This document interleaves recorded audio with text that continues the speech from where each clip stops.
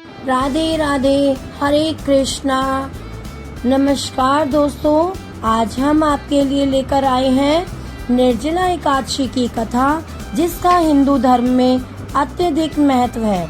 इसे भीमसेनी एकादशी या पांडव एकादशी भी कहते हैं, क्योंकि इस व्रत की प्रेरणा महाभारत के भीमसेन से जुड़ी हुई है।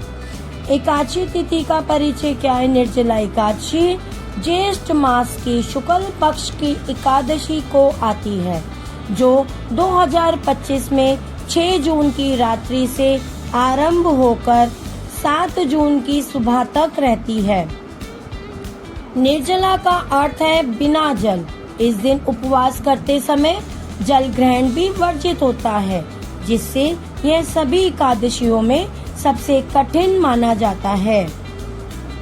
अब पौराणिक कथा के अनुसार कहानी महाभारत के भीमसेन से जुड़ी है। वेद व्यास जी जब उनसे कहने लगे कि वे भी एकादशी के व्रत करें, तो भीम कहा करते थे कि वे भूखे नहीं रह सकते, उनके पेट में हमेशा भूख जलती रहती थी, इसलिए उन्हें प्रतिमास 2 व्रत करना कठिन लगता था। भीम को वैदिक महर्षि व्यास जी ने सलाह दी कि यदि वे विशुद्ध एकादशी व्रत नहीं रख सकते, तो केवल 1 वर्ष में एक ऐसा व्रत करें जिसमें अकेले 1 दिन का उपवास ही पूरे साल की सभी एकादशियों के बराबर फलदायी हो। तब उन्हें निर्जला एकादशी करने की प्रेरणा मिली। इस दिन बिना अन्न और जल ग्रहण किया जाए, लेकिन आचमन और स्नान के दृष्टांत थोड़ा जल ग्रहण किया जा सकता था। बाकी दिन पानी भी वर्जित था। भीमसेन ने निष्ठा से ये कठोर उपवास किया। उसकी तीव्रता इतनी थी कि वे मूर्छित हो गए, लेकिन पांडवों के सहयोग से गंगा जल और तुलसी मिश्रित पानी से उन्हें चैतन्य मिला और उनका व्रत सफल रहा। अब व्रत का महत्व और फल क्या है? कथा के अनुसार जो व्यक्ति इस एकादशी व्रत को श्रद्धा भाव से करता है, वो पूरे साल की 24 एकादशी का पुण्य प्राप्त करता है और भी बहुत अधिक फल हासिल करता है। शास्त्रों के अनुसार यह व्रत अत्यंत फलदायक है। समस्त पाप नष्ट होते हैं, ज्ञान और मोक्ष की प्राप्ति होती है। यह मानव को मृत्यु के पश्चात यमलोक से बचाकर बैकुंठ की ओर ले जाता है। इसे पांडव एकादशी, भीमसेनी एकादशी के साथ साथ पांडवा एकादशी भी कहते हैं। अब व्रत और नियम और पूजा क्या है? पूजा के दिन व्रत प्रारंभ करें। द्वितीय एकादशी के दिन की सुबह गंगा जल से स्नान किया जाता है।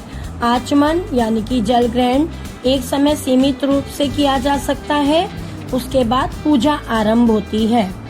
पूजा में विशेष तौर पर भगवान विष्णु की आराधना होती है।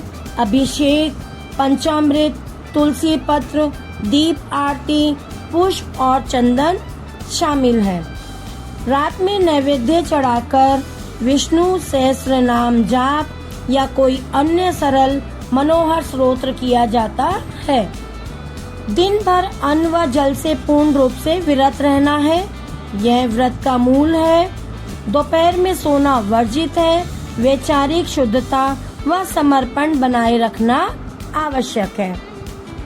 दिन के अंत में शाम को विशेष स्वरूप का श्रद्धा पूजन, उपवास, कथा पाठ होता है। व्रत पूरा करने के बाद द्वादशी तिथि की सुबह ब्राह्मणों जरूरतमंदों को दान देना चाहिए।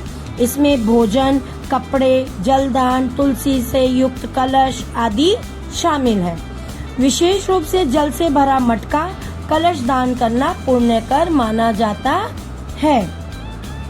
सभी 24 एकादशियों का फल मिलने जैसा प्रभाव मिलता है। से ज्ञान, पापनाश, मोक्ष व लंबी आयु की प्राप्ति ये मुख्य लाभ है। व्रत करने वाले की मृत्यु के समय यमदूत उसकी आत्मा नहीं ले जाते। प्रभु विष्णु अपने सेवकों को स्वर्गीय बैकुंठ की ओर ले जाते हैं। राधे राधे। ओम नमो भगवते वासुदेवाय नमः। हरे कृष्णा कृष्णा कृष्णा हरे हरे, हरे राम राम राम हरे हरे।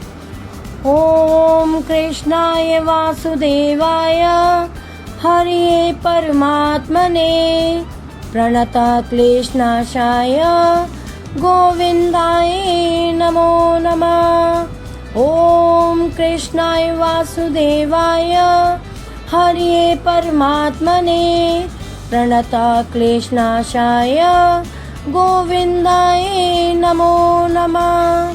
आप इस मंत्र का भी उच्चारण 108 बार कर सकते हैं, या ओम नमो भगवते वासुदेवाय नमः का भी 108 बार जाप कर सकते हैं, और नहीं तो विष्णु के सहस्त्र नामों का भी जाप आप कर सकते हैं। और आशा करती हूँ कि आपको वीडियो पसंद आया होगा, तो कृपया लाइक और सब्सक्राइब ज़रूर करें और कमेंट भी अवश्य करें। और आशा करती हूँ कि भगवान विष्णु की, भगवान श्री हरि की कृपा आप सभी पर बनी रहे और स्वस्थ रहे।